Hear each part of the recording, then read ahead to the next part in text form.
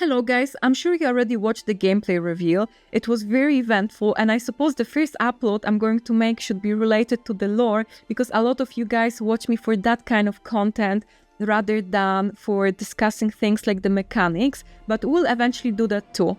I know you're probably most curious about the two mysterious figures at the very end of the gameplay, but let's start this video by discussing the events that led to those figures making an appearance. So, the gameplay starts in Minrathous, the capital of the Tevinter Imperium. Rook, who is a confirmed protagonist in Dragon Age The Veilguard, is following Varric to meet up with Harding, so together they can go find another companion called Neve Gallus. Interestingly, our first real landscape view shows the oldest circle of Magi in Thedas that used to also be a temple of Razikale, an old god. If you watched my previous videos, you know that in my opinion this is a location that is going to play some kind of an important role in the game. I'm not going to get into too much detail, I'll just recommend you watch my video on Tevinter lore, where I also discuss my theories regarding this building. What I basically believe is that this old mural art revealed in 2020 shows Solas assaulting Minrathous. The common belief, however, was that it shows Solas entering the Fate, more specifically the Black City, to tear down the veil from there. We know that the Black City got corrupted, so when people saw red lyrium in the art, they assumed it symbolizes the corruption of the Black City that was caused by the Magisters entering the house of the Maker.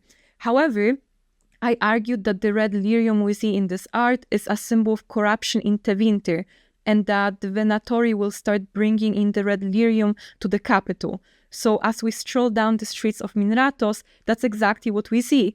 At one point it's a barrier powered by red lyrium shard, and then we fight the Venatori, who are equipped with small red lyrium fragments.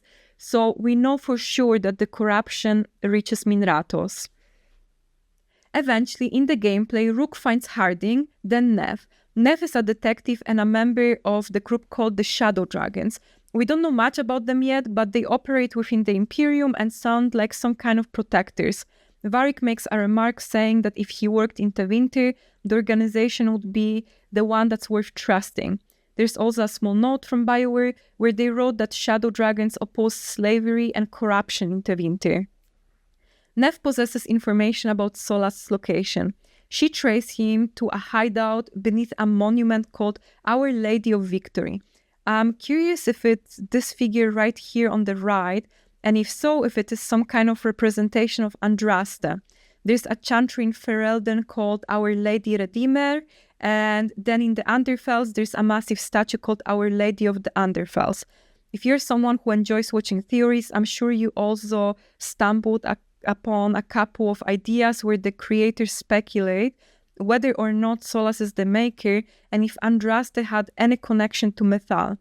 It's interesting to me that Solas would choose to hide under Andraste's statue that was built underneath the old Razikale's temple. If that's not enough, Neve also says that she never met Solas in person, but she traced hints of old magic to his hideout. The gameplay does not show it to us, and we just end up moving on to the next scene where the Luvian takes us to the Arlathan forest. BioWare commented that while they did want to share some gameplay, they edited it in a way that it does not spoil too much, so that hideout Neve is talking about is definitely full of surprises. Okay, the next location, as I mentioned, is the Arlathan forest. I'm gonna pause here and say that maybe it's the old Arlathan itself. At one point, I made a video claiming that we would go to the ancient elven forest. The reason why I said that was because I accidentally saved the Dragon Age Dreadwolf website to a folder, and one of the assets I found was a map that showed the forest as one of the traveling locations. By the way, just so you understand, if you say Arlathan, you're talking about the actual city, not the whole forest, which is called the Arlathan forest. And I remember being corrected about that in the past. On the other hand, to add to the confusion, BioWare just posted on their website that one of the locations will be the Arlathan forest, and they call it a city. I think it's a mistake because there's no way that such a huge chunk of land in Thedas was just one city. Anyway, that aside, because it's just a naming detail, Arlathan as a city is going to be a very impactful location. Without going into too much detail, once again, I will refer you to my Chantry video where I discussed the Black City. In there, I speculated that the Golden City was a chunk of Arlathan ripped out from the ground and turned into a prison for the Evanuris in the Fade. If you look at the gameplay, when Rook and the team move through the Arlathan location, the area there looks like a catastrophe site. We know from Dragon Age 2 that the veil over Kirk was thin because during the Tevinter occupation, they performed experiments there. Both blood magic and death led to its weakening over the city. And then in the comic book The Missing, the forest is presented as a place where the veil is so thin that things just float, time does not work, and creatures go mad. So that extreme weakness of the barrier in that area would make it a good place for Solas to start the ritual and the process of tearing down the veil. But back to the gameplay for now. Rook and the team make it through the forest. They fight the demons who have a very upgraded look. What's curious about that is that they seem to have veins now, almost reminding me of the lyrium veins, and perhaps we can discuss it a bit further when I upload that dwarf video I promised you guys. Once the team is done fighting, they finally reach Solas. He's in the middle of using the ritual dagger to complete his plans of restoring the world of the elven people. Varric decides to approach him alone to try to talk him out. The confrontation unfortunately ends in Solas becoming an ultimate bad guy because he just turns Varric's crossbow into a million toothpicks. Part of me wonders if perhaps rebuilding Bianca will be one of our side quests.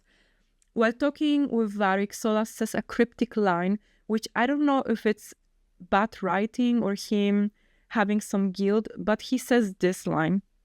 Please.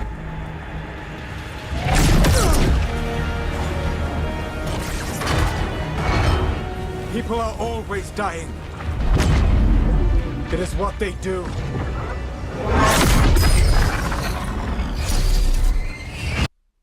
That sounds truly cold, and it makes me wonder if it's the pride demon taking over Solas, or whether he truly believes that with the veil gone, people are going to be better off long term. It's also quite obvious that Varric will try to find an alternative plan that Solas will agree to go for. In the Trespasser DLC, we're given a similar option to choose whether the Inquisition will try to talk Solas out or whether they will just kill him. These decisions we now know will matter for sure because BioWare announced we'll get to remake our Inquisitor and pick all the important choices ahead of the game's release. Alright, so while Varric is talking with Fen'Harel, Rook and the team decide to try to collapse a pillar to interrupt the ritual site. They succeed, Solas gets distracted, and then this catastrophe happens.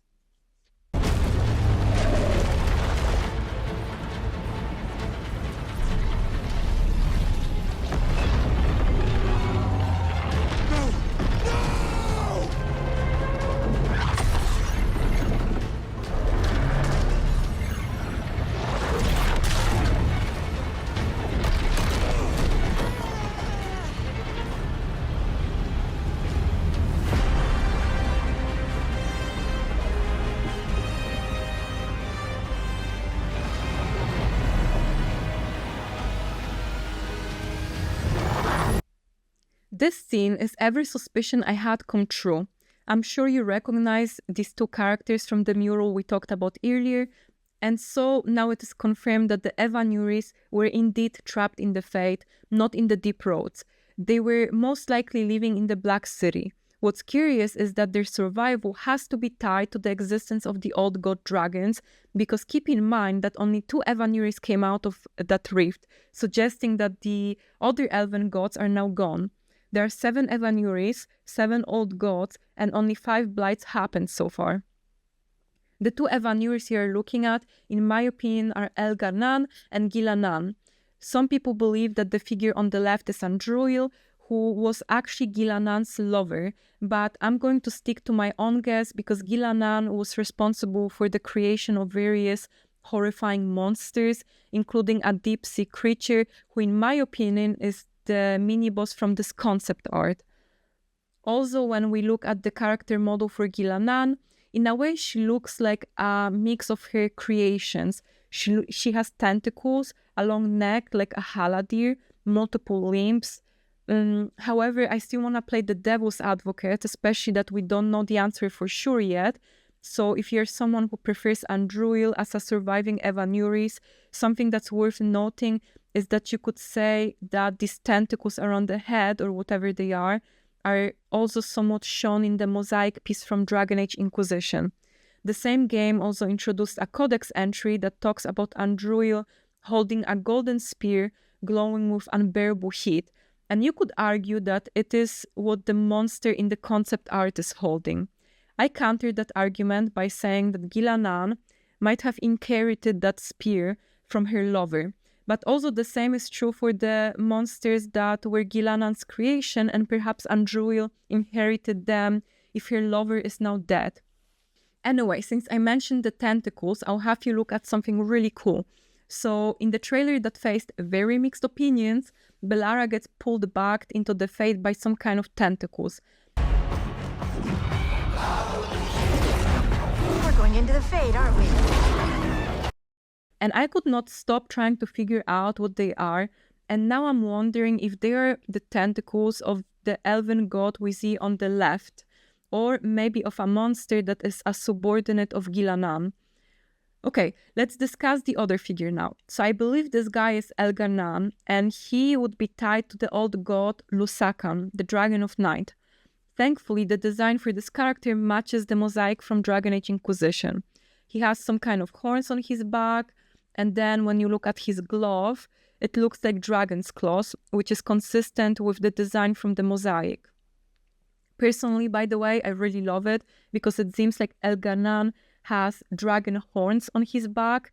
It has not been confirmed whether we're going to fight two separate large dragons, but if you compare the two dragons from the June 9 trailer and the one from the promo art, you could assume it's two separate lizards. The one from the promo art is more consistent with the horns on Elgarnan's back. However, the massive dragon from the trailer has these weird horns on the snout. But then again, you could say that the shape of the snout is also consistent with that weird crown on Gilanan's head. If I had to make a guess, Gilanan's dragon is in the trailer and Elgarnan's dragon is in the promo art. All the world will soon share the peace and comfort of my reign. By the way, I'm truly curious, how will the Evanuris find their dragon forms that are trapped in the underground prisons, and what do they have to do to release them? In the book World of Thedas, Volume 2, we can read a letter written by a member of the Legion of the Dead who found an old prison of an already awakened archdemon. He claimed that whatever chains kept the dragons in there were sickening and unnatural. Supposedly, even the Darkspawn did not want to get close to that prison. Additionally, what's worth noting is that the elven gods showed up in the gameplay in their physical forms. At one point, I was wondering if perhaps they were just powerful spirits trapped in the Black City, separated from their physical forms, the dragon forms. I think it still might be possible because keep in mind that Flemeth had a spirit, a wisp within her. She had also a human body, and on top of that commanded a dragon form. If you look at the design of Gilanan, she's very similar to a fear demon, so perhaps the Evanuris do carry spirits within them after all, and that's why they had to be trapped in the Fade. Alright, so the Evanuris are released. We don't know what happens after, but what we do know from the promo art is that Rook will end up in possession of the dagger that Solas was wielding. But how would Solas lose it? Maybe while fighting the Evanuris that we all just accidentally released. I know it's most likely not going to happen, but I'm really wishing that Solas, for whatever reason, realizes that he just unleashed two dangerous antagonists on Thedas and the Fade, and instead of carrying on with his plan, he's going to temporarily join the Veilguard, and over time we could try to build evidence for him that he does not have to destroy Thedas to restore the old world. It would kind of work like Mass Effect 3's galactic readiness. So if it was high enough, at the end of the game, you would get different, better endings. I think such a temporary alliance would make sense because it feels like we will be dealing with a ton of issues already. The Canary occupation, Meredith, the Venatori interwinter, two old gods, the Blight, the Titans possibly awakening. So if you add Solas on top of that, it would be quite overwhelming. And regardless of how overwhelmed the player would get, you will also need his knowledge on how to defeat the Evanuris. Even if the veil was torn down and the old world was restored, the reason why the barrier was created in the first place was because, according to Solas, the Elven Pantheon was going to destroy everything. Lastly, before I end this discussion, I want to talk with you about the effects of Solas starting the ritual. It does not seem like he succeeded in his plan, so the veil should still be there, but it got certainly weakened. We saw the evidence for that in Minrathous, and perhaps we'll see some tears in random locations in Thedas. However, the consequences of weakening the veil that interests me the most is a possible awakening of a Titan that, according to my theory, was predicted in the Chant of Light by Draken, who had some mysterious visions. As a matter of fact, the Descent DLC was exactly about that. A Titan was waking up, causing earthquakes because of the explosion at the temple that also damaged the sky. Finally, BioWare also mysteriously dropped a bomb on us, claiming that Harding now has unexpected magical powers. She probably acquired them during her encounter with Solas, and because, as Neve said, the area around the ritual site was full of magical energy. Okay, I made this video long enough. I think the next one I'm going to upload is going to finally be the one about the dwarves, considering how much information got dropped on us. I also doubt that BioWare is going to release anything new I could use to support my theory or visuals in that video. An alternative would be making a video about the companions, the locations, or factions and conflicts we'll face in Dragon Age The Veilguard. If there's a specific subject that interests you, let me know in the comment section down below. Alright, so thank you very much for watching all the way to the end. The script for this video will be available for free on Patreon. If you like this video, make sure to subscribe and follow me on social media like Insta and Twitter. It helps the channel grow. Take care.